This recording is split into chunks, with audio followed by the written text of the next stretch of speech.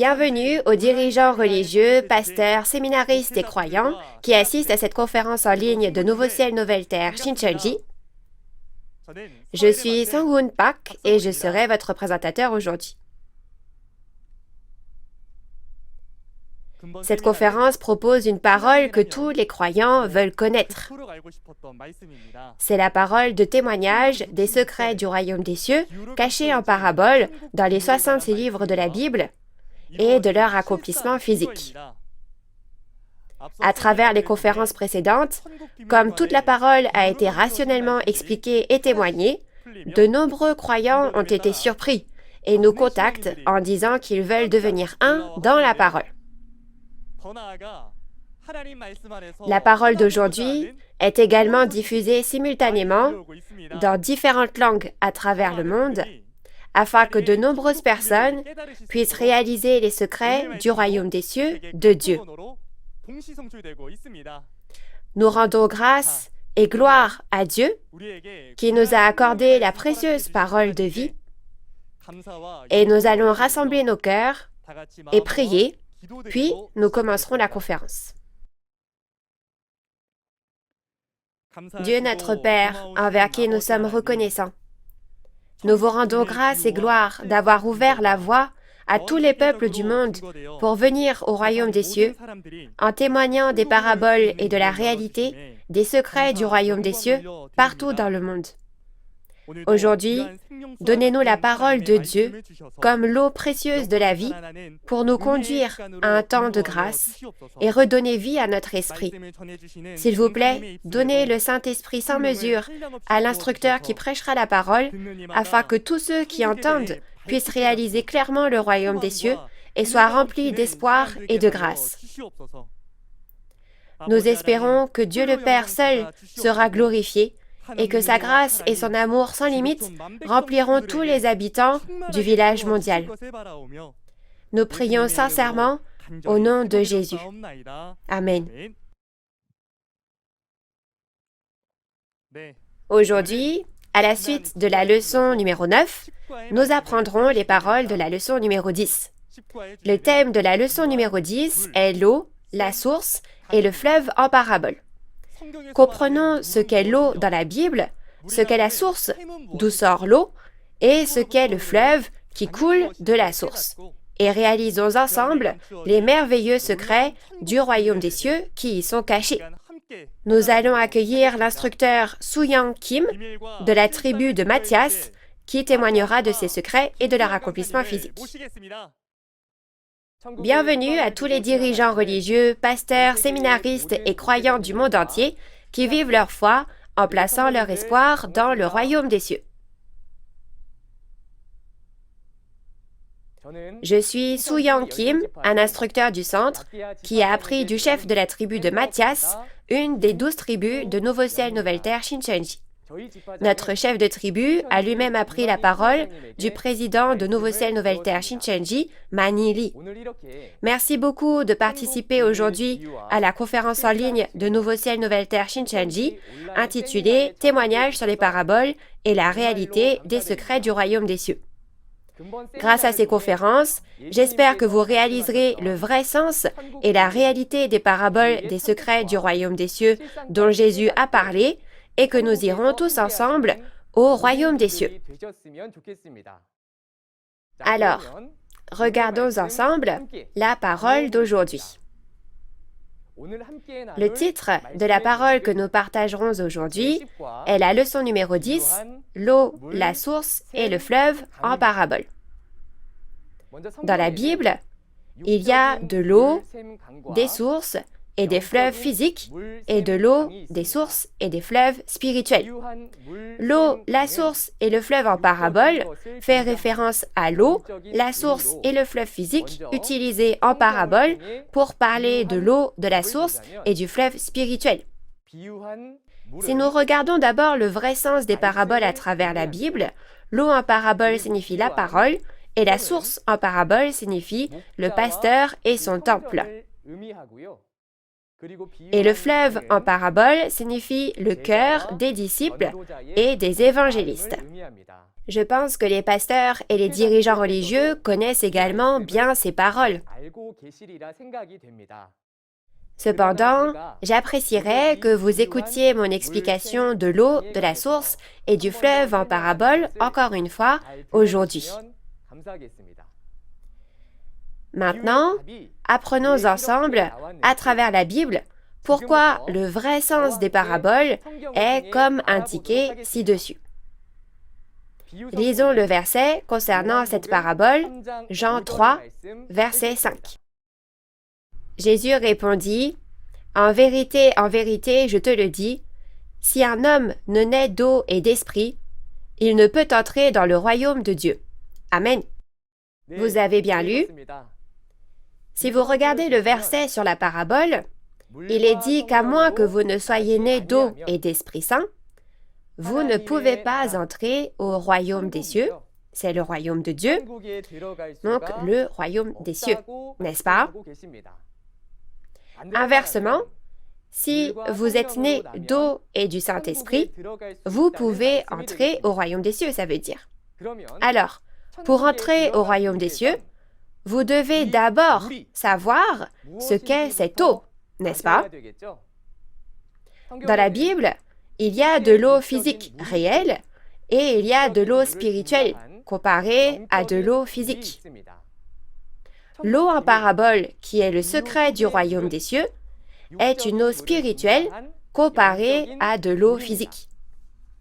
L'eau qui nous permet d'entrer au royaume des cieux dans Jean 3, verset 5, n'est pas réellement de l'eau physique. Donc, afin de comprendre ce qu'est cette eau spirituelle, regardons d'abord les caractéristiques physiques de l'eau.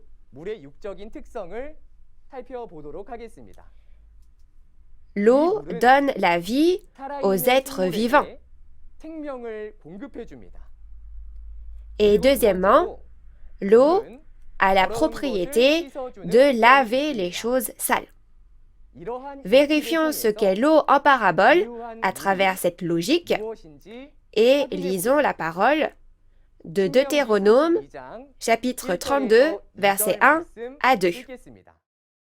Cieux, prêtez l'oreille, et je parlerai. Terre, écoute les paroles de ma bouche. Que mes instructions se répandent comme la pluie, que ma parole tombe comme la rosée, comme des ondées sur la verdure, comme des gouttes d'eau sur l'herbe. Amen. Si vous regardez Deutéronome 32, versets 1 à 2, Dieu a dit au ciel et à la terre, « Mes instructions se répandent comme la pluie, ma parole tombe comme la rosée. » Et il a ainsi comparé la parole de Dieu à de l'eau comme la pluie ou la rosée. Et si vous regardez Amos, chapitre 8, verset 11, il a dit que ne pas avoir la parole de Dieu, c'est avoir soif d'eau. Alors lisons Amos, chapitre 8, verset 11. « Voici les jours viennent, dit le Seigneur l'Éternel, où j'enverrai la famine dans le pays, non pas la disette du pain et la soif de l'eau, mais la faim et la soif d'entendre les paroles de l'Éternel. Amen. » Vous avez bien lu. Dans Amos chapitre 8, verset 11, on voit que Dieu ne parle pas d'eau physique, n'est-ce pas? Vous pouvez voir que la parole de Dieu est comparée à l'eau quand Dieu dit que l'absence d'eau est l'absence de la parole de Dieu, n'est-ce pas? Alors, pourquoi Dieu a-t-il comparé la parole à de l'eau? C'est vraiment facile si vous le regardez à travers la logique du monde. Grâce à la pluie du ciel, tous les êtres vivants sur cette terre reçoivent la vie et peuvent vivre, n'est-ce pas? Dans Ésaïe 40, verset 6, il est dit que l'homme est de l'herbe. Tout comme l'herbe physique peut obtenir la vie par la pluie du ciel, nos esprits peuvent également recevoir la vie par les paroles de Dieu qui est dans le ciel. Ainsi, la parole de Dieu est comparée à de l'eau. Et l'eau a aussi la propriété de laver les choses sales, n'est-ce pas?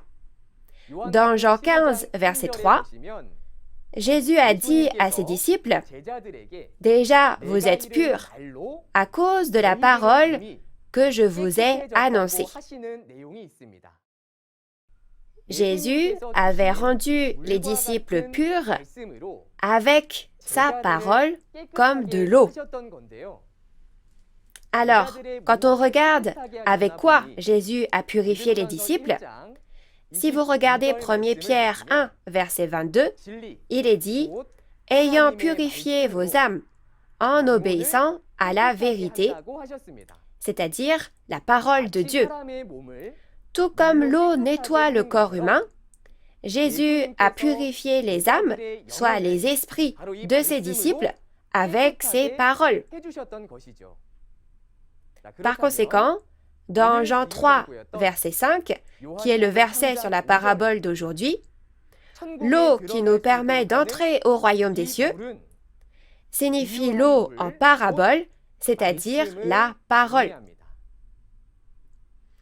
Ne serait-ce pas formidable si nous pouvions boire l'eau qui nous permet d'entrer au royaume des cieux et devenir purs? Mais qui donne cette eau et qui peut la boire? Dans Jean chapitre 4, nous voyons que Jésus a donné de cette eau. Dans Jean chapitre 4, Jésus a eu une conversation sur l'eau lorsqu'il a rencontré une femme samaritaine. Dans Jean 4, versets 7 à 14, Jésus dit à la Samaritaine, « Si tu m'avais demandé de l'eau, je t'aurais donné de l'eau vive. Et celui qui boit de l'eau vive, l'eau que Jésus donne, n'aura plus jamais soif, et cette eau deviendra en lui une source d'eau qui jaillira jusque dans la vie éternelle. » Nous allons lire la parole de Jean 4, verset 14. « Mais celui qui boira de l'eau que je lui donnerai n'aura jamais soif, et l'eau que je lui donnerai deviendra en lui une source d'eau qui jaillira jusque dans la vie éternelle. » Amen. Bien sûr, l'eau de la source que Jésus a dit de boire pour que nous n'ayons jamais soif et que nous vivions éternellement n'est pas de l'eau physique. Cette eau que Jésus a donnée signifie la parole qui est de l'eau spirituelle. Jésus a été envoyé par Dieu et a prêché la vérité, la parole de Dieu. Et quiconque entendait la parole de vérité et croyait en Jésus pouvait avoir la vie éternelle, n'est-ce pas? Parce que ces paroles de Jésus sont l'eau spirituelle qui nous permet d'entrer au royaume des cieux et d'avoir la vie éternelle, Jésus a dit que ces paroles sont une source d'eau qui jaillit jusque dans la vie éternelle.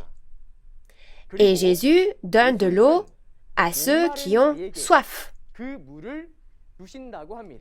Lisons les paroles de Jean, chapitre 7, versets 37 à 38. Le dernier jour, le grand jour de la fête, Jésus, se tenant debout, s'écria, « Si quelqu'un a soif, qu'il vienne à moi et qu'il boive. Celui qui croit en moi, des fleuves d'eau vive couleront de son sein, comme dit l'Écriture. » Amen. En lisant ce contenu, on voit que Jésus dit, « Si quelqu'un a soif, qu'il vienne à moi et qu'il boive. » Donc si vous êtes un croyant qui espère aller au royaume des cieux et avoir la vie éternelle, vous devez avoir soif de l'eau spirituelle de la parole et venir à Jésus et boire l'eau qu'il donne pour aller au royaume des cieux, n'est-ce pas? Et si vous buvez l'eau que Jésus vous donne et croyez en Jésus, alors des fleuves d'eau vive couleront de vous.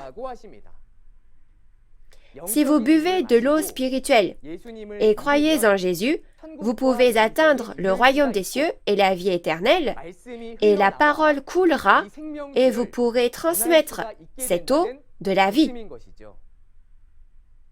Dirigeants religieux, pasteurs, séminaristes et croyants qui souhaitaient aller au royaume des cieux et avoir la vie éternelle. Ne serait-ce pas formidable si nous buvions ces paroles de l'eau de la vie, naissions de nouveau, réalisions clairement la Bible, entrions au royaume des cieux et prêchions la parole comme un fleuve d'eau vive? La bonne nouvelle est que l'Apocalypse, qui s'accomplit pour nous aujourd'hui, nous donnera cette eau de la vie. Lisons Apocalypse, chapitre 22, verset 17. Et l'Esprit et l'Épouse disent « Viens ». Et que celui qui entend dise « Viens ». Et que celui qui a soif vienne, que celui qui veut prenne de l'eau de la vie gratuitement. Amen. Vous avez bien lu. Selon ce contenu, le Saint-Esprit et l'Épouse disent de venir, n'est-ce pas? Ils disent à qui de venir? Oui, c'est ça. Ils disent à ceux qui entendent, à ceux qui ont soif et à ceux qui veulent de venir. Alors pourquoi leur disent-ils de venir? Ils leur donneront cette eau de la vie, donc ils leur disent de venir la recevoir. Lorsque ces paroles de l'Apocalypse de Jean s'accompliront, les paroles d'Apocalypse 22, verset 17, les paroles de l'eau de la vie apparaîtront et ils boiront les paroles de l'eau de la vie. Si vous buvez les paroles de l'eau de la vie, ne pourrez-vous pas réaliser clairement les prophéties des 4 évangiles du Nouveau Testament et même les paroles promises dans l'Apocalypse et entrer au royaume des cieux? Mais il est dit que cette eau de la vie est donnée à ceux qui ont soif. Nous devons devenir de vrais croyants qui peuvent trouver et boire la parole de l'eau de la vie avec un esprit assoiffé pour savoir quels sont les secrets du royaume des cieux. Et dans Apocalypse 22, versets 1 à 2, il est dit qu'un fleuve d'eau de la vie, limpide comme du cristal, coule du trône de Dieu et de l'agneau, c'est-à-dire Jésus. Si vous remontez le long de ce fleuve d'eau de la vie, vous trouverez le trône de Dieu et de Jésus. Cela veut dire, si nous voulons aller au royaume des cieux, là où sont Dieu et Jésus, nous devons donc suivre la parole de Dieu qui est comme l'eau de la vie. Et si vous regardez Apocalypse 22, verset 14, parce qu'il y a Dieu dans la ville sainte, c'est donc le royaume des cieux, n'est-ce pas? Il est dit que pour entrer au royaume des cieux, il faut laver et porter sa robe. Alors, comment lave-t-on sa robe pour entrer au royaume des cieux? Tout comme Jean, chapitre 17, verset 17, « Sanctifie-les par ta vérité, ta parole est la vérité. » C'est-à-dire la parole du Père. Donc, être sanctifié, soit devenir saint, en obéissant à la vérité, la parole de Dieu, c'est laver et porter sa robe.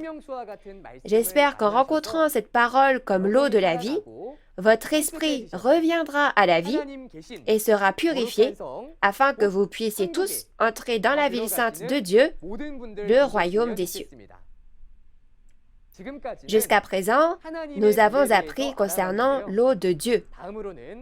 Ensuite, jetons un coup d'œil à l'eau de Satan que l'on ne doit pas boire. Tout d'abord, l'eau de Satan est l'eau de la fausse vérité qui ne doit pas être bue car elle salit et tue notre esprit. Peu importe à quel point l'eau est propre, si elle est mélangée à ne serait-ce qu'une seule goutte de poison, elle devient du poison imbuvable, n'est-ce pas? L'eau de Satan est comme l'eau boueuse, l'eau de la mer et l'eau empoisonnée, c'est-à-dire que des choses impures sont mélangées à la parole originale de Dieu, ce qui la rend impossible à boire. Si vous regardez Ésaïe chapitre 1, verset 22, il est dit que le vin a été coupé d'eau. La fausse vérité est mélangée à la parole de Dieu comme du vin, donc ce n'est plus la parole pure de Dieu, n'est-ce pas? De cette façon, lorsque la parole pure de Dieu est mélangée avec les pensées et avec les enseignements des hommes, ces paroles ne sont plus les paroles de Dieu. Mais c'est le mensonge, soit la fausse vérité de Satan, le diable, qui est un mélange. Ainsi, dans Jean 8, verset 44, Jésus a dit aux prêtres de l'époque que parce que la vérité n'est pas en eux, chaque fois qu'ils parlent de leur propre fond, et que leurs paroles ne sont donc pas les paroles de Dieu, mais le mensonge mêlé à leurs propres pensées, et que c'est donc leur propre fond et la fausse vérité. Les paroles ainsi mélangées aux paroles de l'homme sont la fausse vérité et sont l'eau de Satan qui ne doit pas être bue. Chers croyants, vous aussi, quand vous lisez la Bible, si vous apprenez les pensées d'une personne ou des doctrines qui ne sont pas conformes à la Bible, c'est comme boire de l'eau sale qui salit mon esprit, et c'est comme laver mon corps avec de l'eau sale. J'espère que tous ceux d'entre vous qui écoutez ces paroles laverez toujours votre esprit pour le rendre propre avec l'eau de la vie comme du cristal qui est promise dans l'Apocalypse de Jean. Ensuite, regardons la source en parabole. Dans la Bible, il y a la source physique et la source spirituelle, utilisant les caractéristiques de la source physique en parabole. La source dans Zacharie chapitre 13, verset 1, la parabole que nous allons lire maintenant, est la source spirituelle utilisant les caractéristiques de la source physique en parabole. Lisons Zacharie 13, verset 1. En ce jour-là, une source sera ouverte pour la maison de David et les habitants de Jérusalem pour le péché et pour l'impureté. Amen. Zacharie 13, verset 1 dit que ce jour-là, une source sera ouverte qui lavera le péché et l'impureté. Une source physique ne peut pas laver le péché, n'est-ce pas? C'est donc une source spirituelle.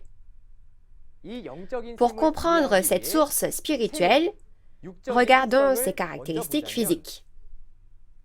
Premièrement, une source fait référence à un endroit où la terre absorbe l'eau de pluie du ciel et jaillit de la terre. En d'autres termes, l'endroit d'où jaillit l'eau s'appelle une source. De cette façon, le pasteur et le temple qui reçoivent l'eau de la parole que le Dieu du ciel a fait pleuvoir et qui la délivre sur terre sont la source spirituelle. Dans Jean 4, verset 14, que nous avons vu plus tôt, l'eau que Jésus donne est une source d'eau qui jaillit jusque dans la vie éternelle. N'est-ce pas? Vous avez appris plus tôt que l'eau de source qui jaillit jusque dans la vie éternelle n'est pas de l'eau physique, mais la parole de Dieu. Donc Jésus qui donne l'eau de source est aussi le pasteur qui délivre l'eau spirituelle. Il est donc une source spirituelle.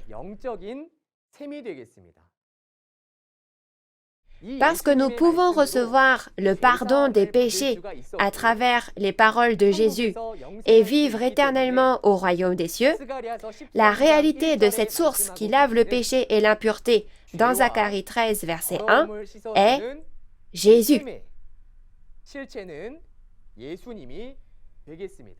Donc, je veux que vous sachiez que la vraie signification de la source en parabole dans la Bible est le pasteur et le temple d'où sort l'eau de la parole. Cependant, tout comme l'eau spirituelle était divisée en eau de Dieu et en eau de Satan, la source spirituelle est également divisée en deux types distincts. Nous allons lire Proverbe 10, verset 11. La bouche du juste est une source de vie, mais la violence couvre la bouche des méchants. Amen. On dit que la bouche du juste est une source de vie, mais que la bouche des méchants contient du poison. C'est donc la source de mort d'où s'écoule du poison. De cette façon, la source est également divisée en source de Dieu, qui donne la vie, et en source de Satan, qui tue l'esprit. Alors, premièrement, à propos de la source de Dieu, Apocalypse 7, verset 17, nous dit que Jésus l'agneau deviendra notre berger et nous conduira aux sources des eaux de la vie. Ces paroles nous disent que lorsque les paroles de l'Apocalypse s'accompliront, il y aura la source qui témoigne des paroles de l'eau de la vie, c'est-à-dire le pasteur et son temple. N'est-ce pas? Et il est promis que Jésus deviendra notre berger et nous conduira à la source de l'eau de la vie, d'où jaillissent les paroles de l'eau de la vie. À l'inverse, dans 2 Pierre, chapitre 2, verset 17, la source de Satan est une source sans eau, n'est-ce pas? Que signifie une source sans eau? C'est une source d'où ne coule pas la parole de Dieu, soit le pasteur, sans la parole de vérité. Dans Jean 8, verset 44, Jésus dit aux prêtres de l'époque qu'ils disent des mensonges parce qu'il n'y a pas de vérité en eux, n'est-ce pas? Et il dit que puisqu'il n'y a pas de vérité, ils parlent de leur propre fond. C'est donc précisément la source sans eau, sans vérité, soit la source de Satan. Dans Apocalypse 8, versets 10 à 11, nous voyons aussi que dans l'accomplissement de l'Apocalypse, une grande étoile est tombée du ciel sur plusieurs sources d'eau. En conséquence, un tiers de l'eau devient amère et imbuvable, et beaucoup d'hommes meurent en la buvant. C'est ce qui est écrit. Donc, l'étoile tombée du ciel sur les sources d'eau ici n'appartient pas à Dieu dans le ciel, n'est-ce pas? Cela fait référence à une entité appartenant à Satan, et des pasteurs comme des sources deviennent la possession de Satan et prêchent des paroles de fausse vérité. Résultat, l'esprit de nombreuses personnes meurt. J'espère que tous ceux qui souhaitent aller au royaume des cieux et avoir la vie éternelle deviendront de vrais croyants qui pourront trouver la source de l'eau de la vie en étant guidés par l'agneau et non la source de Satan lorsque l'Apocalypse de Jean sera accompli. Voyons donc ensuite qu'est-ce que le fleuve en parabole. Il y a le fleuve physique et le fleuve spirituel qui est le fleuve physique au sens figuré. Le secret du royaume des cieux. Le fleuve en parabole est le fleuve spirituel, soit le fleuve physique au sens figuré. La caractéristique physique du fleuve est que c'est le chemin par lequel l'eau s'écoule, comme le montre l'image. Si l'eau est spirituellement la parole, alors le chemin par lequel elle s'écoule est le fleuve spirituel.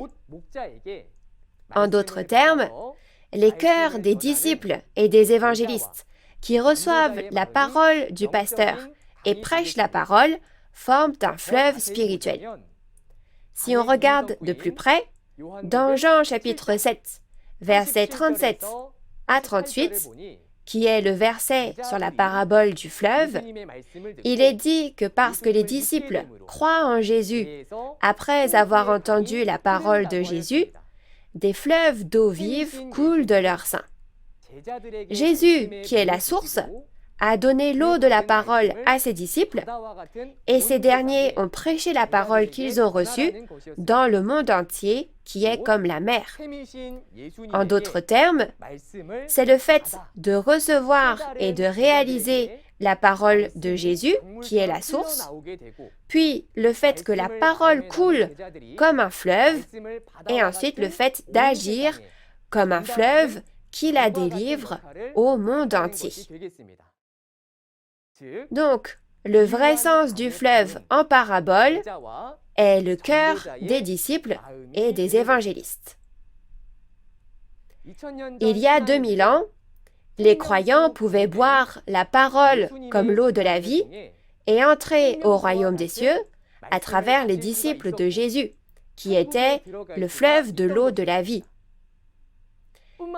Et il est dit que lorsque l'Apocalypse s'accomplit aussi, le fleuve de l'eau de la vie apparaît afin que nous puissions en boire et aller au royaume des cieux.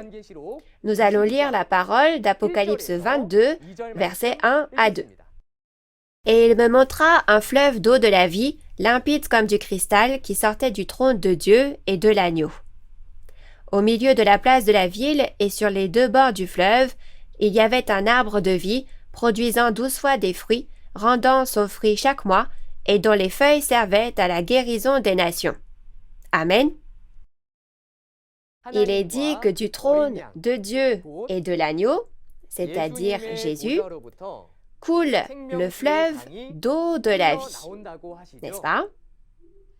L'eau de la vie qui vient du trône de Dieu et de l'agneau est la parole de Dieu, et comme le fleuve de la parole de l'eau de la vie coule, cela signifie qu'il y a des disciples et des évangélistes qui prêchent la parole de l'eau de la vie, n'est-ce pas?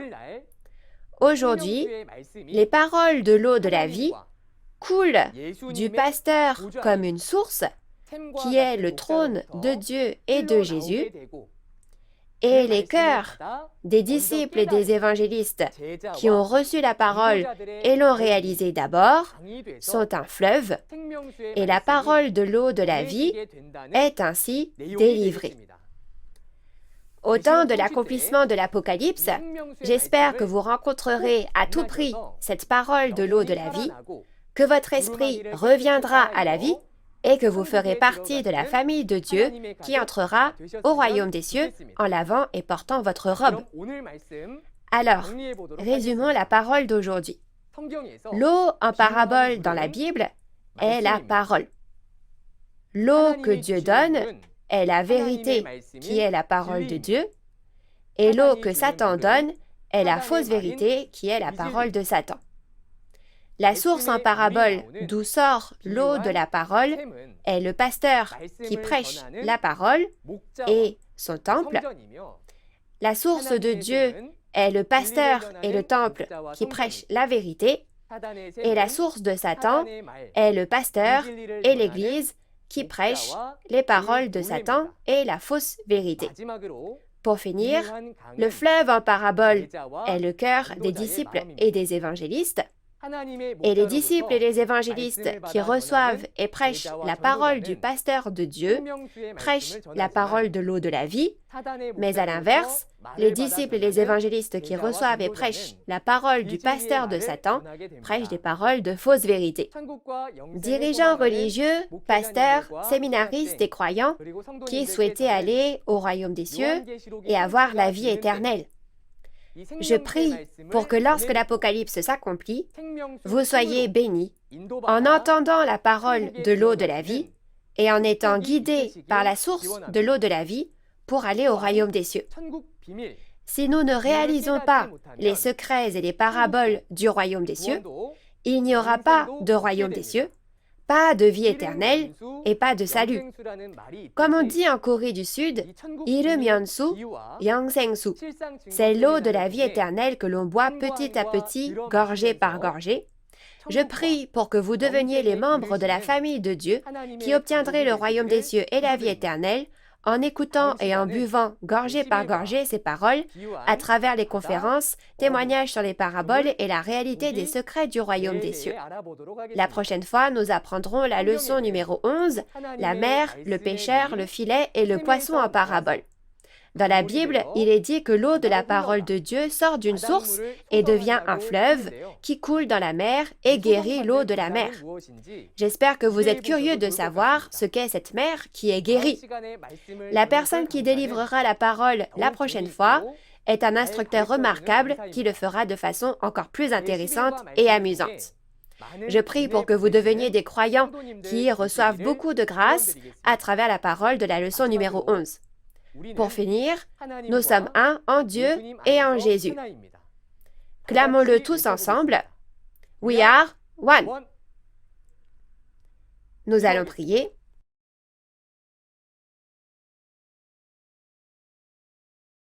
Dieu notre Père, qui est saint et envers qui nous sommes reconnaissants.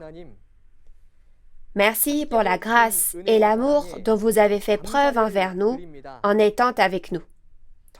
Nous aimerions vous exprimer notre gratitude et vous rendre une gloire infinie pour avoir permis que les conférences en ligne de Nouveau Ciel, Nouvelle Terre, Shincheonji, témoignages sur les paraboles et la réalité des secrets du royaume des cieux, se tiennent dans le monde entier. Aujourd'hui, ce fut un temps pour se rapprocher encore un peu plus du royaume des cieux, en faisant revenir notre esprit à la vie avec des paroles comme la précieuse eau de la vie et en lavant notre robe pour pouvoir la porter. Ainsi, nous prions pour que la grâce de Dieu soit donnée en abondance à tous les croyants du monde entier qui écoutent la parole des conférences, afin que chaque conférence restante à l'avenir leur procure beaucoup d'émotions et de grâce. Veuillez protéger nos pas et guidez-nous vers le royaume des cieux. Guidez-nous afin que nous puissions tous devenir les trompettes de Dieu qui pourront prêcher la parole que nous avons entendue. Au nom de Jésus, qui nous a conduits de la mort à la vie, nous vous remercions et avons prié avec ferveur. Amen. Merci d'avoir écouté jusqu'au bout.